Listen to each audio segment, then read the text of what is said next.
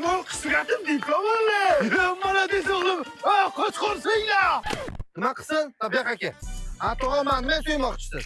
Hayajonda endi diplom olibdi. Yo, prichom ya? Diplom qani?